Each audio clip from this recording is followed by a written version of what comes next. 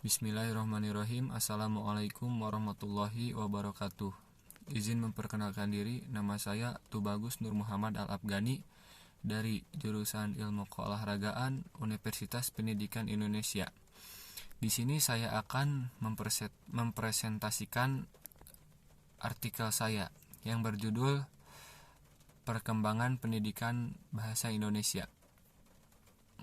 Pendidikan merupakan hal terpenting dalam kehidupan di masyarakat, bangsa maupun negara.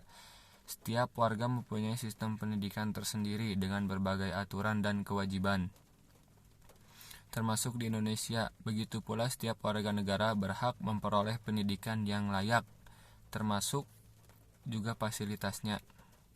Dalam perjalanannya, pendidikan di Indonesia sudah mengalami cukup banyak perubahan, mulai sejak masa kolonialisme Belanda hingga pasca kemerdekaan sampai saat ini.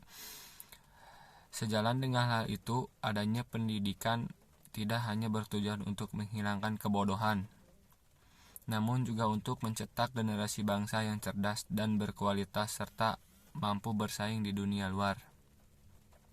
Salah satu saran pendidikan tersebut adalah sekolah dengan segala aspek dan sistemnya, sebab sekolah dinilai sebagai tempat belajar yang efektif dan tertara secara ideal. Semua itu sudah tersebar ke berbagai daerah di Indonesia hingga pelosok desa. Oleh sebab itu, semakin lama semakin banyak anak bangsa yang bisa menempuh pendidikan, bahkan sampai di perguruan tinggi. Berdasarkan latar belakang di atas, maka rumusan masalah yang akan dibahas adalah bagaimana perkembangan pendidikan di Indonesia sejak masa kolonialisme Belanda hingga Jepang, bagaimana perkembangan pendidikan di Indonesia pasca kemerdekaan, apa peran dan manfaat pendidikan. Tujuan pembelajarannya untuk mengetahui perkembangan pendidikan Indonesia masa kolonial Belanda dan Jepang, untuk mengetahui lebih dalam mengenai pendidikan di Indonesia pasca kemerdekaan, untuk mengetahui peran dan manfaat pendidikan. Pada masa kolonial Belanda belum banyak sekolah yang tersedia dan hanya ada di kota-kota besar atau kota keresidenan dan kabupaten. Sedikit pula anak-anak di Indonesia yang mampu menempuh pendidikan di sekolah karena kondisi sosial dan ekonomi jauh dari kata layak. Faktor lainnya adalah jarak atau akses menuju sekolah cukup jauh, khususnya untuk sekolah menengah. Hanya anak-anak kalangan tertentu seperti keturunan bangsawan dan anak pejabat lokal saja yang mampu mengenyam pendidikan formal layak hingga tingkat menengah atas.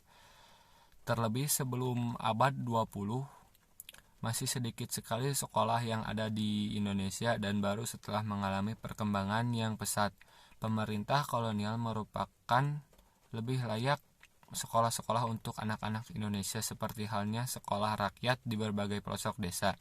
Hal itu bertujuan untuk mengurangi angka buta huruf. Semakin lama perkembangan pendidikan di Indonesia, masa kolonial semakin pesat dengan banyaknya murid yang mendaftar sekolah. Seiring dengan hal itu pula banyak sekolah yang dibuka lagi oleh pemerintah. Namun saat masa genting dan masuknya Jepang di Indonesia, banyak sekolah-sekolah yang ditutup. Pasca Perang Revolusi dan disusul dengan agresi militer Belanda di Indonesia, pendidikan belum berjalan dan berkembang dengan baik. Banyak fasilitas sekolah seperti gedung, perpustakaan, alat tulis, buku, dan sebagainya. Selain itu juga banyak ada tenaga pengajar yang gugur saat peperangan, sehingga pemerintah Indonesia harus memulai kembali dari dasar. Perkembangan jenjang sekolah pasca kemerdekaan tidak jauh berbeda dengan masa kolonial, yaitu sekolah rakyat atau sekolah dasar, sekolah lanjutan tingkat pertama, dan sekolah menengah tingkat atas. Hanya saja sistem pengajaran dan kurikulum yang diterapkan berbeda.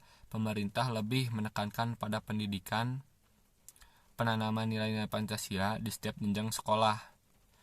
Selain itu juga ada pihak swasta yang mempunyai sekolah tersendiri seperti hanya organisasi keagamaan hingga lembaga tertentu.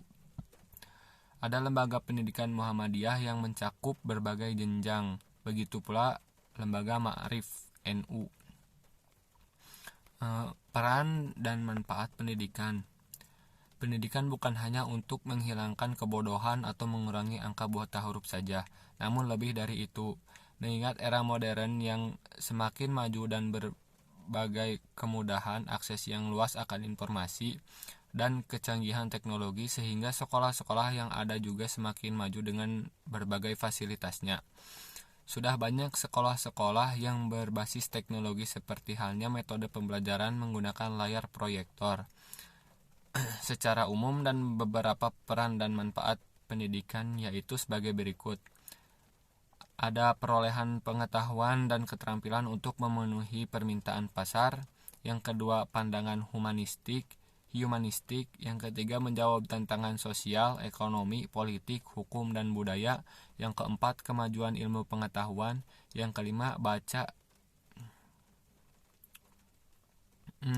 Kesimpulannya, perkembangan pendidikan di Indonesia sangat dinamis dan mengalami berbagai perubahan. Hal itu meliputi sistem hingga kebijakan sesuai dengan eranya masing-masing.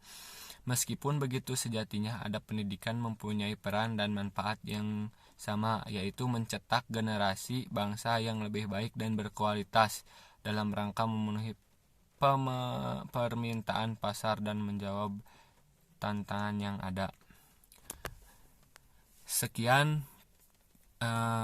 artikel yang saya buat, dan juga sekian juga presentasi yang dapat saya sampaikan. Kurang lebihnya mohon maaf apabila ada kata-kata salah dari saya.